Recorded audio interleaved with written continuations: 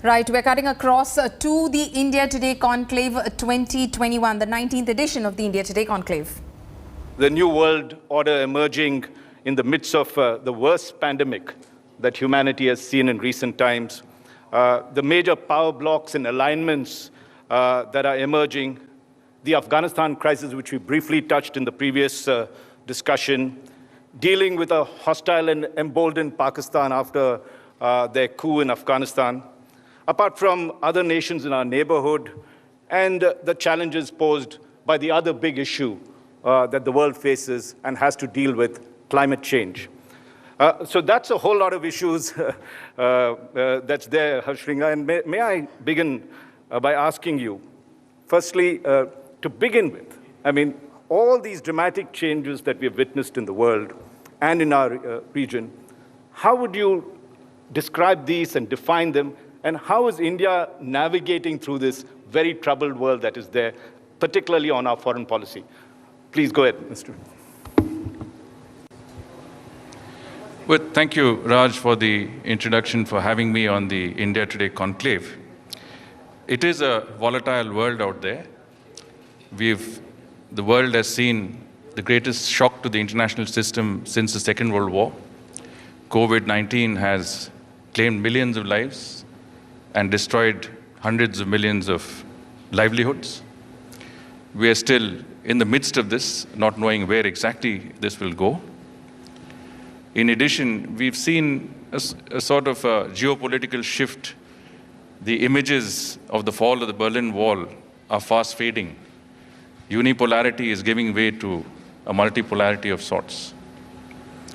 We've also seen an increasing level of economic output and dynamism in Asia, with India an integral part of that process.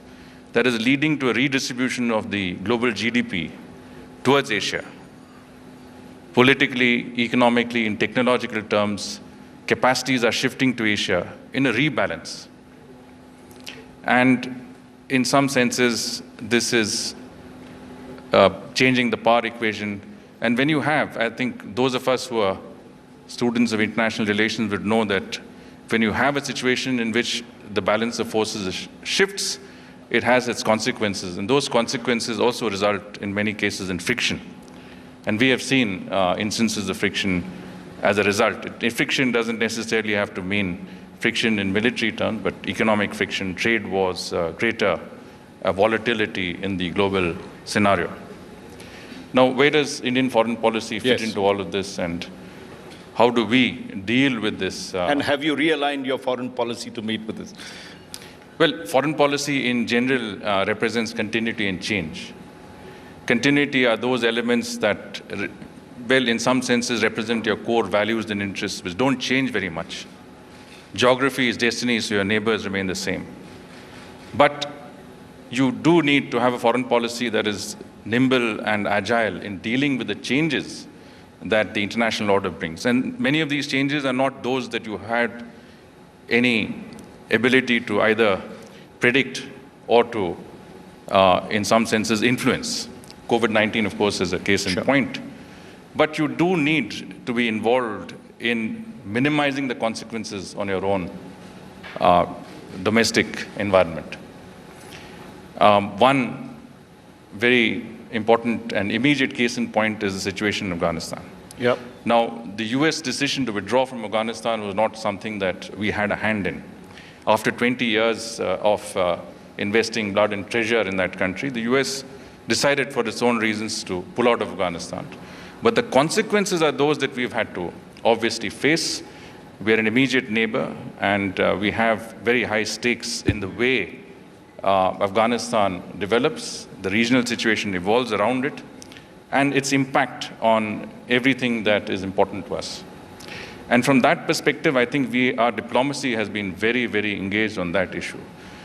Since, I would say, 15th of August, when the Taliban took over Kabul, we have been involved in a series of very high-level diplomatic engagements. The Prime Minister has spoken to a number of heads of state and government. You know that he recently met President Biden, he met Prime Minister Suga and Scott Morrison. But he's also spoken to President Putin, who sent a high-level team down to India to engage us on the Afghanistan issue.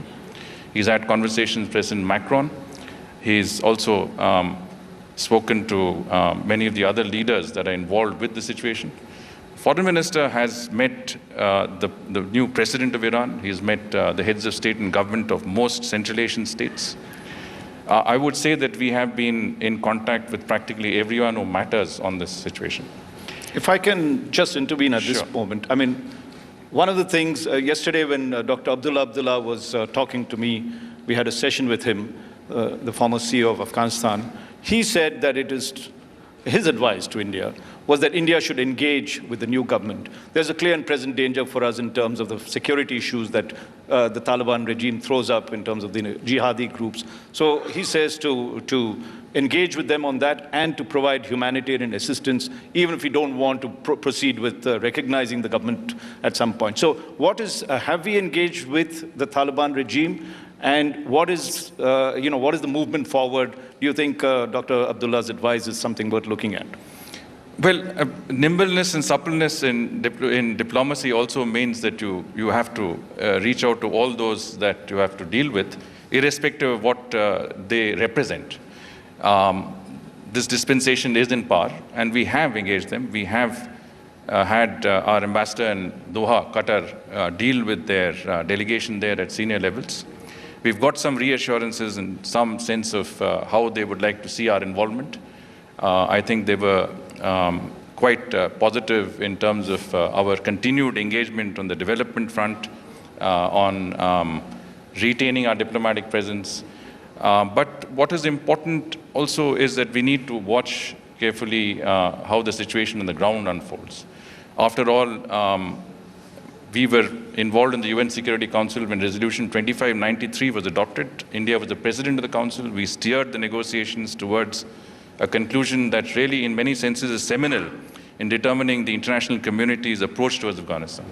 And that resolution calls for an inclusive, negotiated political settlement. It calls for the human rights of women, children, and minorities. It calls for humanitarian access, direct humanitarian access to the international community. It also demands that Afghanistan does not in any way use its territory to the detriment of others in terms of terrorism. So these are very important factors in how we deal with Afghanistan. And in that context, I think we have to really see how that evolves. I mean, we have seen the formation of a government that is far from inclusive or representative. You've seen the DG of the ISI go there and facilitate a government that has 35 members of the cabinet who are designated individuals in the UN Security Council's list. So that's not a great start. And I think we have to carefully watch how the situation, as I said, develops. The international community has significant leverages. You've got frozen assets, which are in bank accounts abroad.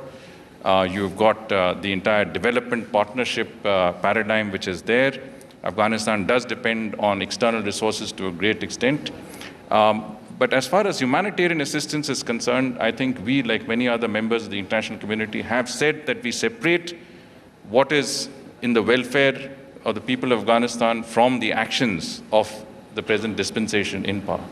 In other words, we are more than willing to provide humanitarian assistance. You have to remember that India has been a constructive player in Afghanistan.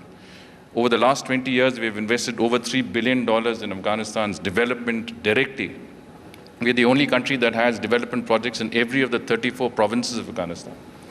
So we are happy to continue the humanitarian assistance part. And that is what I think Afghanistan representative asked India recently, humanitarians to start with. Unhindered, unimpeded, direct humanitarian assistance to be distributed through the UN and other civil society organizations is what we've asked for.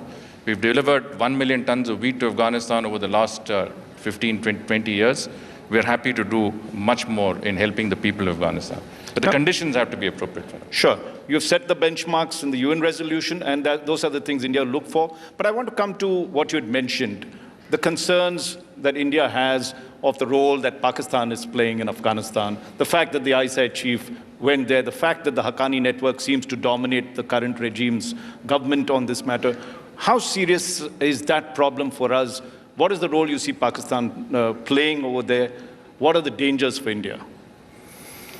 Well, when you support and nurture an ideology that is associated with acts of terrorism, extremism, radicalism, you have to be careful that it doesn't come back and it's not counterproductive.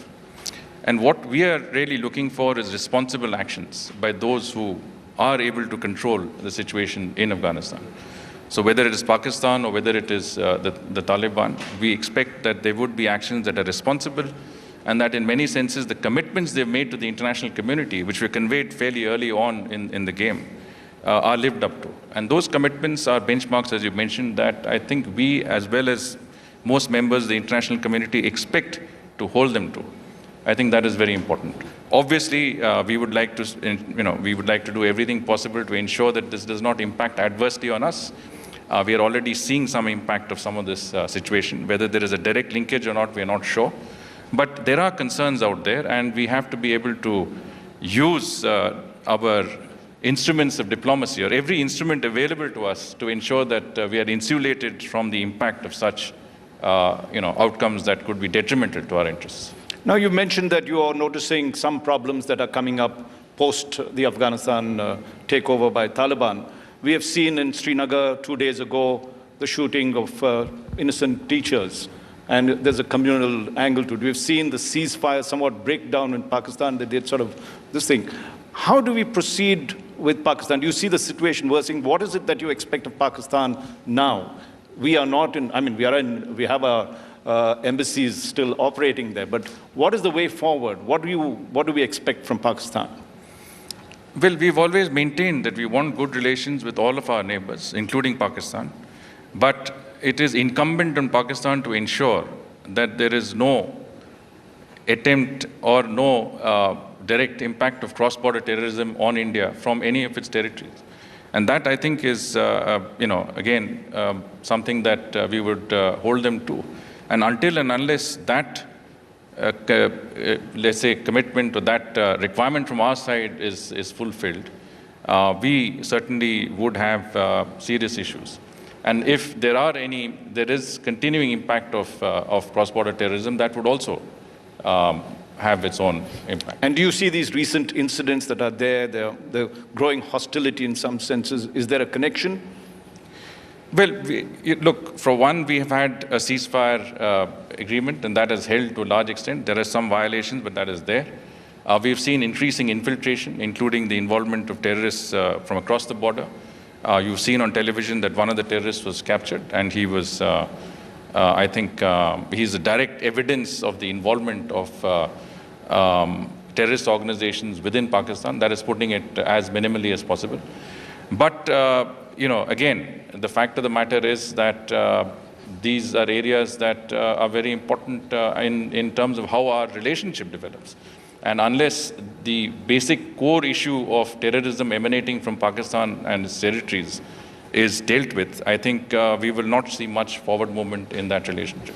Now, how do we see the threat coming from Afghanistan, given the fact that all these groups all the groups inimical to our interests have deep connections with the Taliban regime?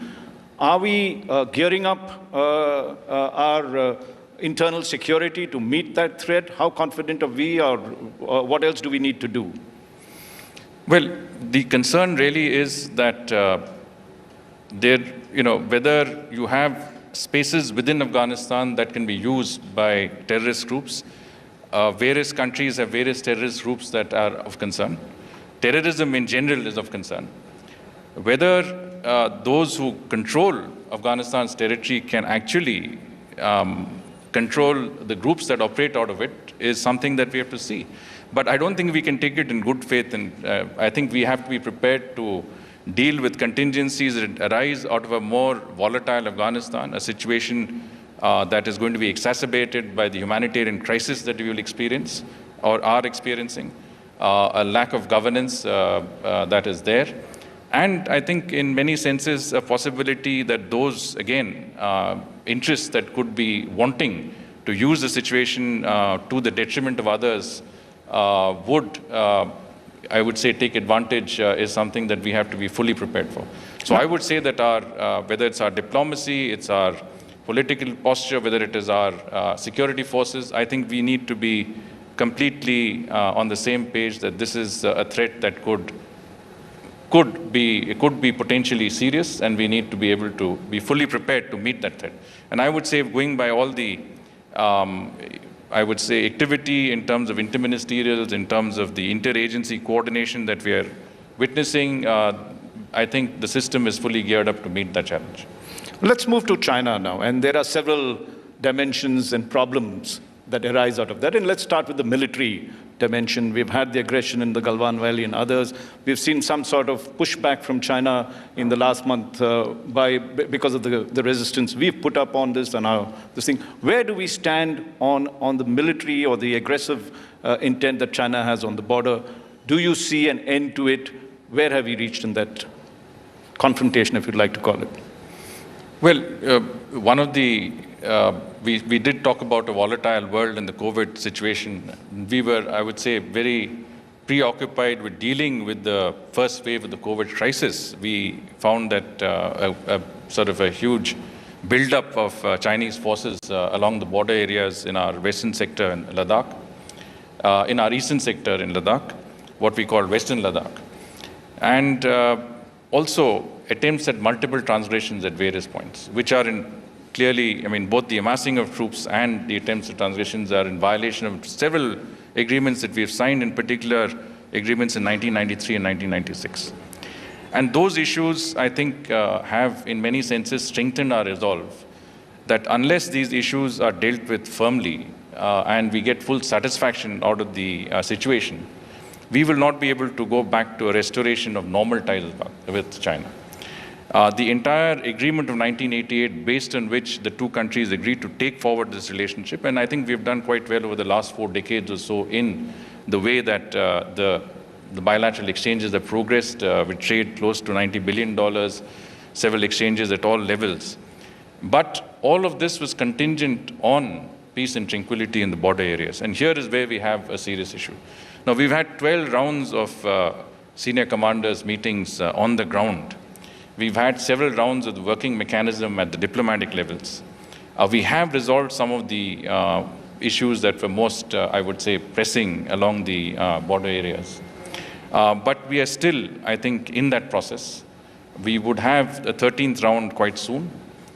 We hope that we can make headway.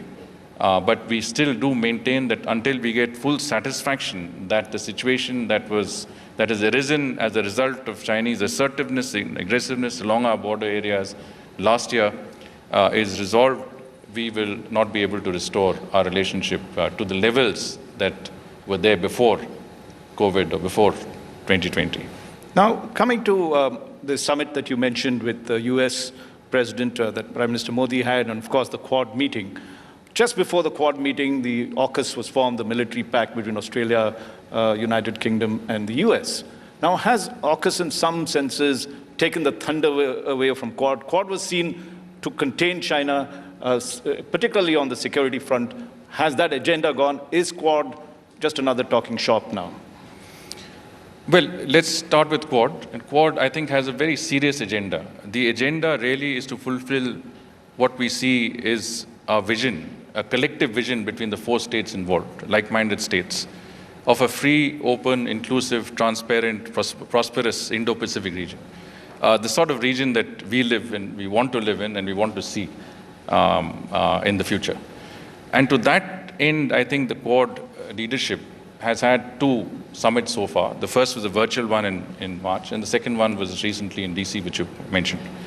In both of these, you would see that there's an array of initiatives that have been taken that would further the objective of an Indo-Pacific region that we would like to see. In other words, whether you talk about the vaccine initiative to manufacture vaccines in India with financing from the US and Japan, last mile support from Australia, and have this disseminated in the Indo-Pacific region, I think is an important, very, very important cooperative effort at a time when many of the countries in the Indo-Pacific are reeling from the effects of COVID. Many of these countries don't have access to affordable quality vaccines. And this is something that is, I think, making that, we've already announced that we have a certain quantity of vaccines available that are going to go out. But by the end of 2022, we expect 1 billion vaccines to be available. We've got a sort of a compact on new and critical technologies, which is very important. Semiconductors, reliable, sustainable supply chains is part of that. We're talking about climate change actions, green hydrogen, green shipping corridors, the Quad countries coming together to promote those efforts. We're talking about HADR efforts, which is something which is a collaborative effort with the Indo-Pacific countries, with the ASEAN at the centrality of this process.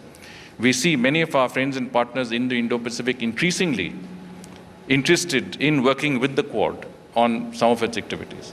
In other words, this is a cooperative approach. We want to co-opt and get the cooperation of countries in the Indo-Pacific.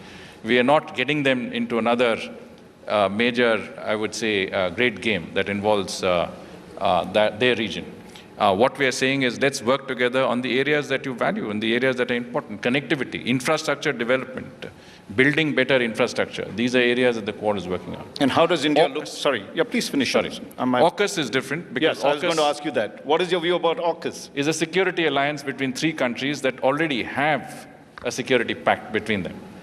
All of these three countries, of course, are countries with whom we have good relations. So I would say that AUKUS is a very different construct than Quad. AUKUS is looking at it from a purely security perspective.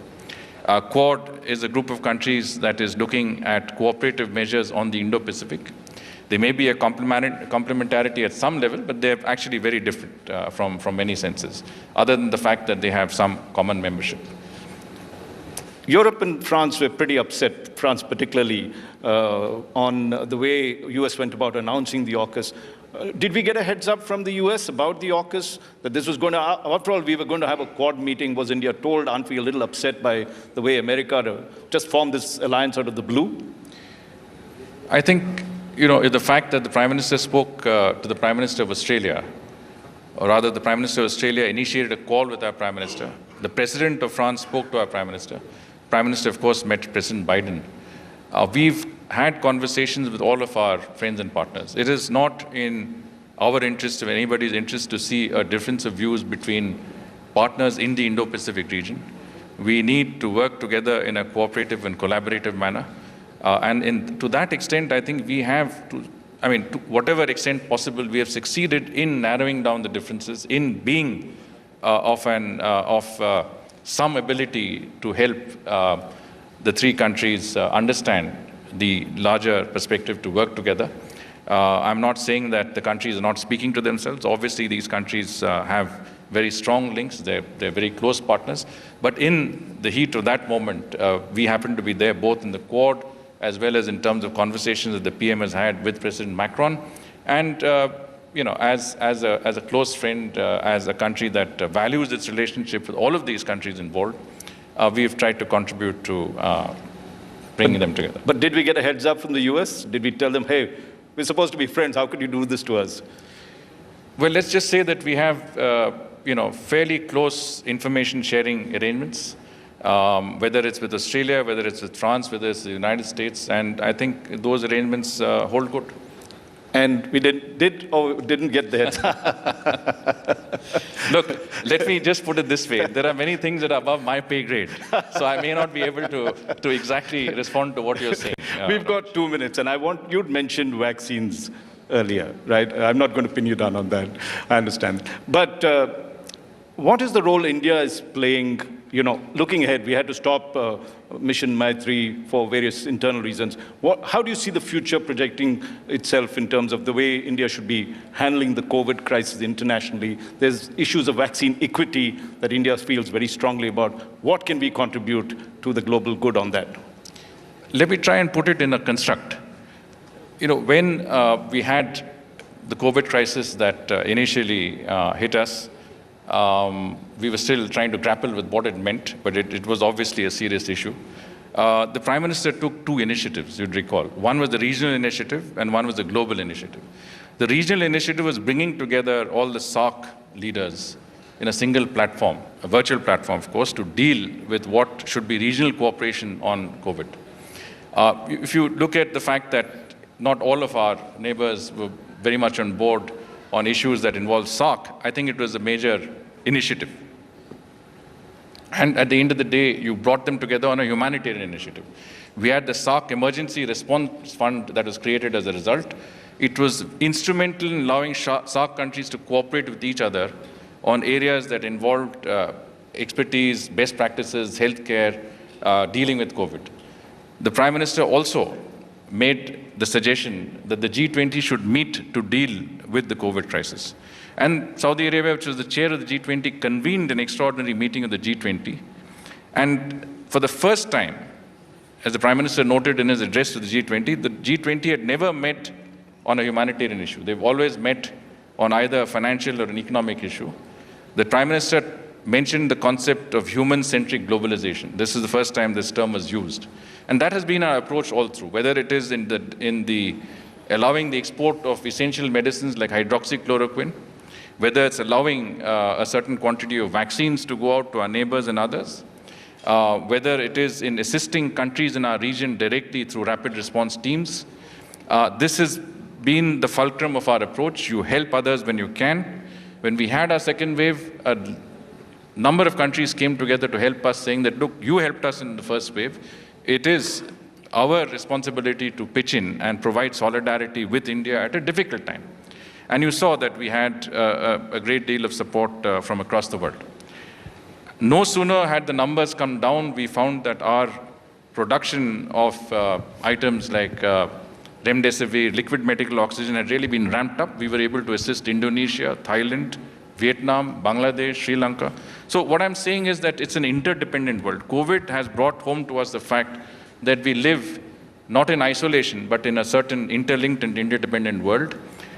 The larger global good is a very important part of that approach. And I think that has been our foreign policy approach, that we are looking at a human-centric globalization. Vaccines is a part of that. When we had the vaccines, we did share them. We had the second wave. We needed to focus on the welfare and well-being of our own citizens. Today, we are almost ready to pass the 1 billion vaccine mark, which is a real record in any way. The other day, when we had a conversation with Australia, it turned out that we were able to vaccinate as many people as the entire population of Australia in a single day. Let's 25 million vaccines. For that. So an incredible achievement by all means, that India, which had a relatively late start, is today at a 1 billion point. 70% of our population received the first dose of vaccines. Today, we have announced, Prime Minister announced that we are ready to begin exports of vaccines. We are willing to look at our friends and partners across the world to see how we can assist them, obviously calibrated on our own requirements. So this is something that I think the world expects us to step up to the plate as the pharmacists of the world, as the manufacturing center of the world, as the healthcare center of the world, come forward, assist countries, developing countries, Africa has had such a small share of the vaccines. So we need to do what we can, and we will do what we can, contingent, of course, on our own requirements and the availability of surplus vaccines. Well, Foreign Secretary, on that positive note, we'll have to sign off. We've run out of time, but thank you very, very much for this very insightful chat. You've been candid. Let's give him a very warm round of applause, ladies and gentlemen. Thank you very much. Thank you, Raj.